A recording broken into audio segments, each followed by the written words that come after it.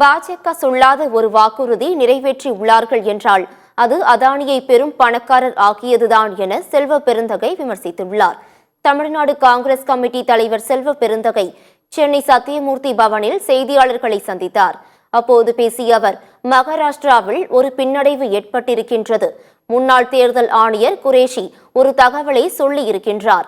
Ballot பேப்பரை சரியாக கணக்கெடுத்தாலே தேர்தல் வாக்கு சதவீதம் தெரிந்துவிடும். ஆனால் 2 தினங்கள் கழித்து 6% வாக்குகள் அதிகமாக பதிவாகி உள்ளதாக தெரிவித்திருப்பது சந்தேகத்தை எழுப்புகின்றது என்று கூறினார்.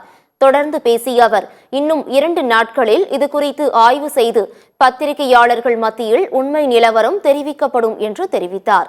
பாஜக கொடுத்த எந்த வாக்குறுதியை நிறைவேற்றி இருக்கின்றார்கள்?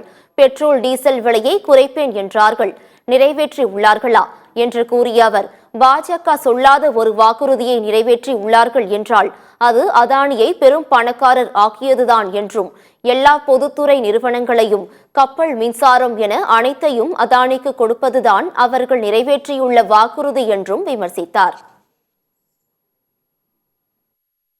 இப்போ 5 கேரண்டி ஸ்கீம்னு கர்நாடகாவில் கொடுத்தோம், நிறைவேற்றணும். தெலுங்கானால கொடுத்தோம் கேரண்டி ஸ்கீம்ஸ், நிறைவேற்றி இருக்கிறோம்.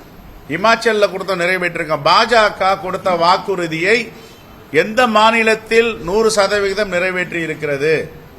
இவங்க 2014 கொடுத்த வாக்குறுதியை 24 போய் இப்ப 25 வரப்போது நிறைவேற்றப்பட முடியல, 10 ஆண்டுகளுக்கு மேல். அப்ப எந்த தேர்தல் வாக்குறுதியை பாஜக கொடுத்ததை நிறைவேற்றி இருக்காங்க?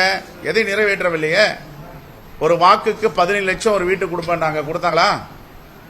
பெட்ரோல் டீசல் விலையை பாதியா குறைப்பேன்னு சொன்னாங்க, குறைச்சாங்களா? இந்தியாவுடைய ரூபாய் மதிப்பை அமெரிக்க டாலருக்கு நிகராக நாங்கள் உயர்த்துவோம், உயர்த்தினாங்களா? மேக் இன் இந்தியா, எல்லாமே இந்தியாவில் தயாரிக்கும்னு சொன்னாங்க. தன்னிறைவு பெற்ற நாடா மாறுவோம்னு சொன்னாங்க, மாத்தினாங்களா? கொரோனா பெருந்தொற்று காலத்தில் சீனாவை தான் நம்ம கையேந்தி இருந்தோம், வெளிநாடுகளில் தான் இறக்குமதி செய்திருக்கோம். ஆகையால எந்த வாக்குறுதியும் பாஜக நிறைவேற்றவில்லை. ஒரே வாக்குறுதியை நிறைவேற்றிருக்காங்க, சொல்லாத வாக்குறுதி, அதானியை பெரும் பணக்காரராக்குவது, எல்லா அரசு திட்டங்களிலும் அதானிக்கு கொடுப்பது, விமான நிலையங்கள், கப்பல் துறைமுகங்கள், மின்சார தயாரிக்கும் நிலையங்கள் எல்லாமே அதானிக்கு தான்.